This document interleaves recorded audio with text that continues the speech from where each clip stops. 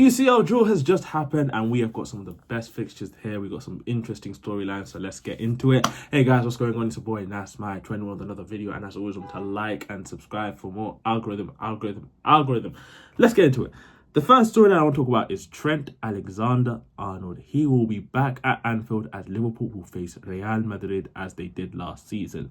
Now, Trent Alexander-Arnold was a Liverpool legend. You could argue he's a Premier League legend, and very soon we will have a conversation where he ranks all time in his position. But he was a Liverpool wonder kid, grew up in Liverpool. As the Liverpool people say, he was a Scouser lad. So yep, he grew up in Liverpool, wore the number 66 shirt, won everything at Liverpool. But unfortunately, he left when his contract went out for Real Madrid. And for that, Liverpool fans just don't rate him. So expect a lot of boost from him when they get back. But I think that'll be a very good game, and because Real Madrid last season and Real Madrid this season are two different teams. They had last season, it was Carlo Ancelotti. He was, I want to say tacticless, but he did give a lot of freedom to the attackers. But I do think under Xabi Alonso, they have been much more structured, and I think it'll be a very interesting game. But for me, when I look at pot one, for example, so pot one, you had Real Madrid, you had PSG, you had Barcelona, you had Manchester City, Liverpool were also in there, Bayern Munich were also in there, Chelsea were also in there, Inter Milan. For me, the biggest winners from pot one are Barcelona. Let me tell you why.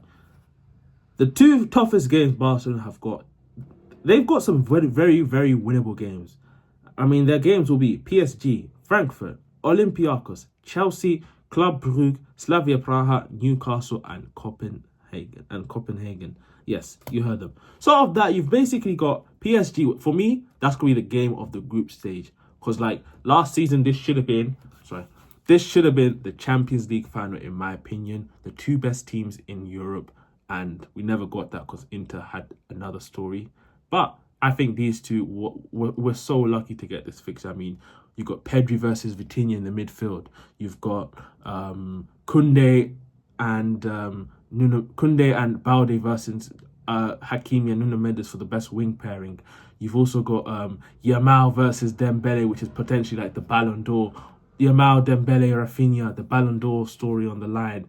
Enrique back in Barcelona against his old side. So there's so much storylines, and I think that's going to be a good game. I also think the Chelsea game, I think it's going to be a much more closer than people think, because Enzo Maresca, for me, is one of the best tactically managers in the world. He will set them up to win that game, and I think I want to be shocked if they win that game.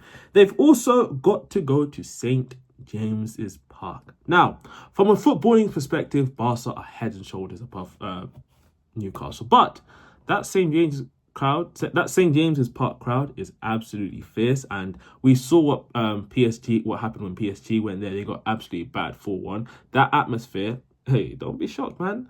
What, Yamal versus what, Dan Burn? That's gonna be a good battle. What, Pedri versus Joe Linton? Yeah, that's gonna be a good battle. Koubasi versus Isak? Yeah, that'll be a good game. But I think Barca, they got some there's some tough games. I mean, Frankfurt, not gonna be easy, but it's a winnable game. Olympiacos, Club Brugge, like winnable games. That's why I think Barca minimum should be in the top four for like for the league phase. Speaking of Barca, their biggest rivals, Real Madrid, they will be playing Manchester City again. This is coming like Warriors, Cavs. Every single year these guys are playing. I mean, this is a stat, yeah, but I believe since 2020, they played, bar 2021, that 2020-2021 season, they're playing every single Champions League campaign. So, brother, are we not tired of this? Are we not tired of this fixture? Like, obviously, it's a good story. Like Haaland versus Mbappe. The two guys were meant to be, like, the face of, like, the 2000s. So, the 2020s decade. So, that's going to be a good battle, to be fair. Cherki, Arda Güler, that's going to be a good battle, to be fair to them as well. Rodri against Vini. The Ballon d'Or saga all over again. So that'll be a good game, to be fair. They go play Liverpool again. That's another good. They're back at Anfield again. That's another big matchup, you know. You know what I'm saying? Last season when they played, Mbappe had that absolute stinkfest, and everyone was saying, is he washed? Is he a flop? That was the time to rewrite the history. They've also got to play Juventus. That's going to be a good game as well. The two Turkish kids, Arda Güler and Kenan Yildiz. Who's the real Turkish wonder kid? We all want to know that game. And look at some other games. Benfica away. That's also going to be that'll be a good game, because they gave Barca a run for their money last season. That'll be a good matchup. Olympiacos, I think that should be winnable away. Kairat, I believe they are from no, that's Paphos. I was thinking Cyprus, but I think that's Paphos. I don't even know where Cairo are from. Let me search that out real quick. Let me check where Cairo are from.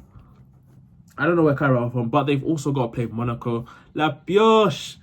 They host Monaco. Mbappe will be going back to Mbappe, Tchouameni. They'll be going back to Monaco where their first team was. But Monaco are a good side, so that'll be a good matchup. So that'll be a good game. Another team I want to talk about is the reigning champions, Paris Saint-Germain. In my opinion, of all the teams in is it the slot 1 or group 1, they've got the toughest group because they got to play.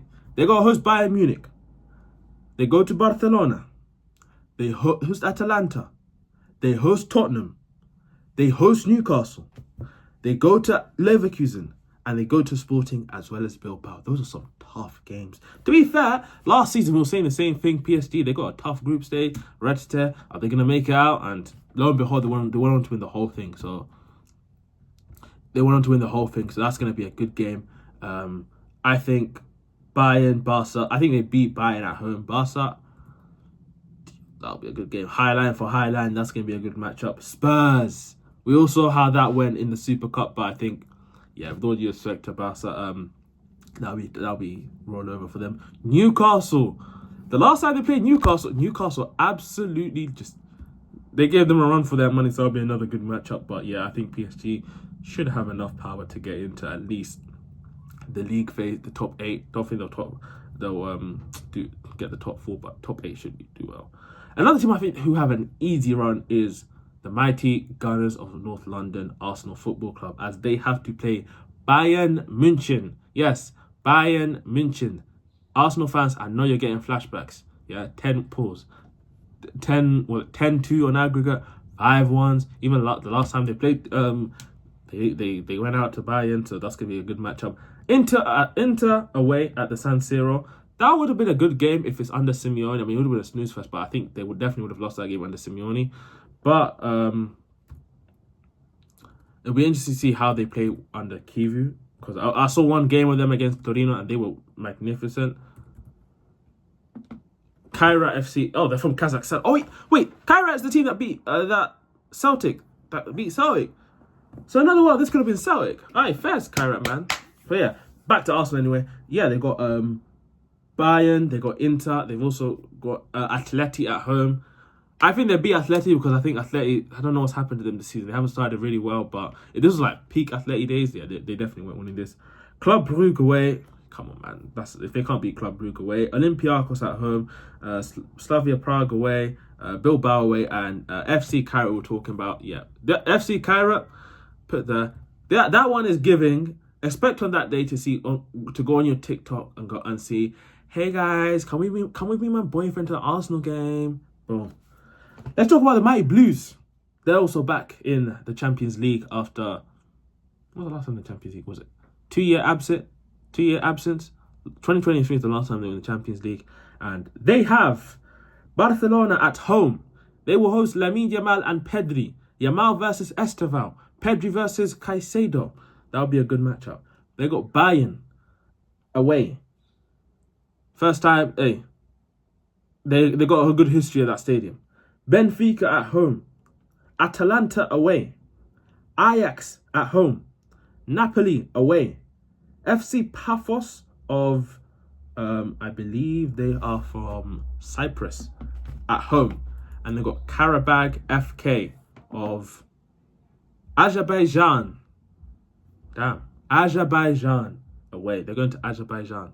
Again, they got good history in that stadium. But yeah, man, Chelsea, that is giving bottom top 8, top like middle half. That's a good run of games, I think. But I think they're stacked in almost every single position, and they've got a good coach in Enzo Maresca who can look at the opposition they're playing, look at the players they have, and set them up for a good game. But I think, yeah, man. Another thing I want to talk about is Manchester City. Pep Guardiola. Who do they have? They have Real Madrid at away.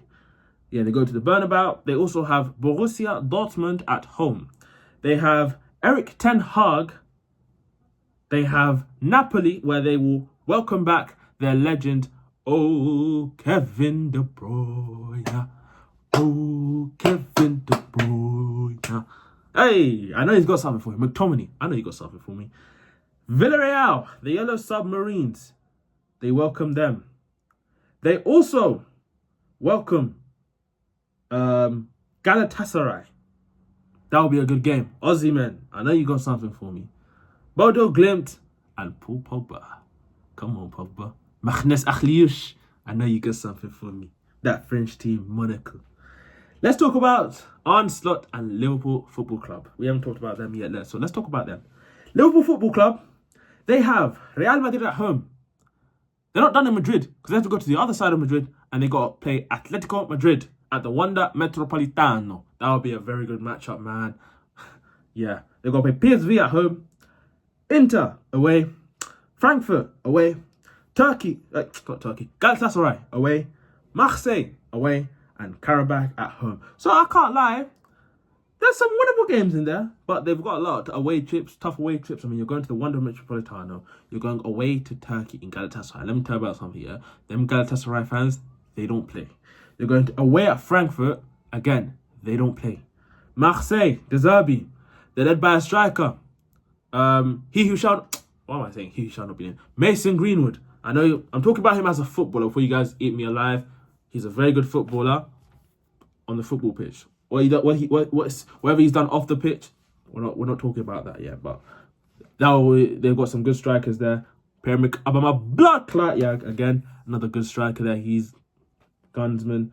Galatasaray, Osimhen versus Van Dijk. That'll be a good matchup. That'll be a good game. But yeah, I think Liverpool will probably get the top. They'll get top half, man. I think some games that are winnable here. I think Frankfurt, they probably win Frankfurt. If they don't beat Karabakh, then yeah, they're definitely doing well. But yeah, man.